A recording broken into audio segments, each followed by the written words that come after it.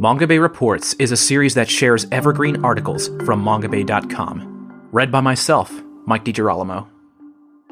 This episode's feature article is Protecting Global Forests with a Limited Budget?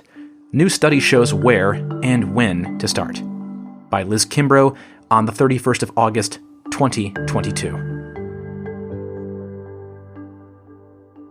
Money for conservation is limited, and deciding how to prioritize spending raises questions not only about where to channel resources, but also when and in what order. In a newly published study in Nature, researchers used modeling to figure out when and where to protect forests to get the most bang for our buck, said lead author Ian Luby. In this case, that bang is the maximum number of additional plant species protected over a 50-year period, assuming a $1 billion per year budget. You can make a big difference in conserving our species with relatively modest investment by investing wisely, Luby, an economist with the U.S. Geological Survey, told Mongabay. The greatest return on investment, they concluded, fell mostly within Melanesia, South and Southeast Asia, the Anatolian Peninsula, primarily in Turkey, Northern South America, and Central America. Among 458 forest ecoregions, based on the global terrestrial ecoregions as defined by the Nature Conservancy, some of the highest priority areas for forest conservation were in and around New Guinea, including the rainforests of the Louisiade Archipelago, the Solomon Islands, the Huon Peninsula, and southeastern Papua New Guinea. New Guinea has the highest plant diversity of any island on Earth, according to a 2020 study, with about 4 times the number of plant species found across all of North America. If we don't protect these places now, Luby added, we're going to regret it later. The highlighted areas generally make good sense relative to well-known plant diversity patterns and other prioritization schemes, Jens Christian Svenning, a professor at Aarhus University who is not involved in the study, told Mongabay. He notes that some highly biodiverse areas such as Brazil's Atlantic forest and tropical Africa didn't top the list. This is because many of the species in these ecosystems are already protected elsewhere, Luby said, or in some cases due to high conservation costs. The modeling approach used in the study, known as dynamic optimization, first targets regions where continued deforestation would lead to the loss of a high number of unique species, and also where conservation costs are low. Once these areas are taken care of, it moves to other ecoregions to expand existing protection and invest in reforestation. The model includes species overlap among regions, the existing degree of protection, deforestation rates, reforestation potential, species richness, and conservation costs of ecoregions, and how these costs rise with cumulative protection. Say we spend equally across every ecoregion, and then we do that for 50 years, Luby said. At the end, we would ask, could we have done better? And the answer is yes.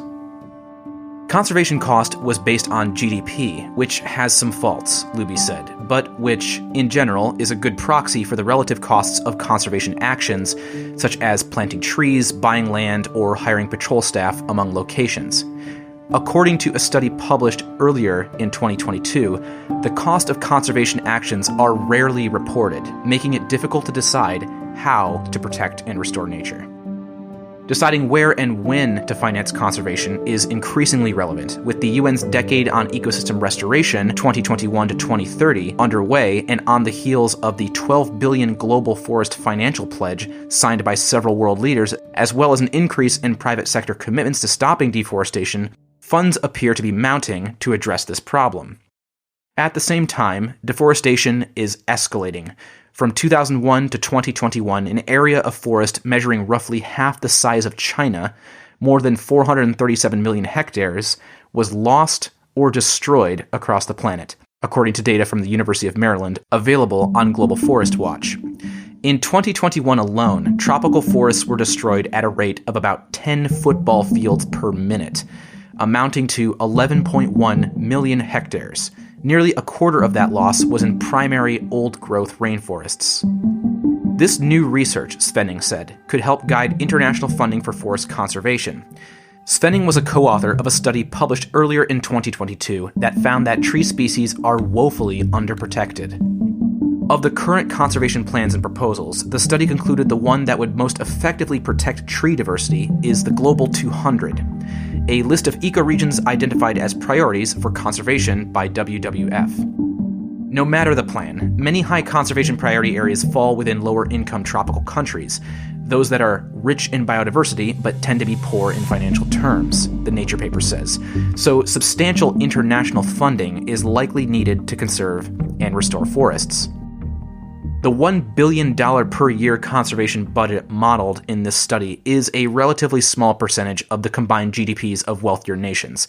For instance, in 2021, the annual GDP of the US was around 23,000 trillion, China's was 17,700 trillion, and the EU reached over 17,088 trillion. A 2021 UN report makes an economic case for restoration as an investment, noting that for every dollar that goes into restoration, up to $30 in economic benefits are created, promoting food security, clean water, health, climate change mitigation, security, and more. Places we should prioritize may not be the places with the money to finance, co-author Steve Miller, an economist at the University of Colorado Boulder, said in a recent Twitter thread summarizing the study. International support is key. The paper doesn't detail how to conserve forests, but Miller said there are many valid ways to protect plant species, including supporting indigenous groups acting as stewards of their land. An estimated 36% of ecologically intact forests and 80% of the planet's biodiversity lie within indigenous peoples' territories. So, securing indigenous communities' land rights can be an equitable, low-cost, and effective way to protect the environment. When thinking about how to invest this money within these regions, Luby said, often local groups and indigenous people have the best sense of where and what will get the best return for conservation. This has been a special Mongabay audio report, original article by Liz Kimbrough. I am your reader, Mike DiGirolamo. Special projects like this are made possible by our Patreon supporters, so please consider becoming a monthly sponsor via our Patreon page at patreon.com/Mongabay. As little as $1 per month will help us offset the production costs and hosting fees to help us make more content like this.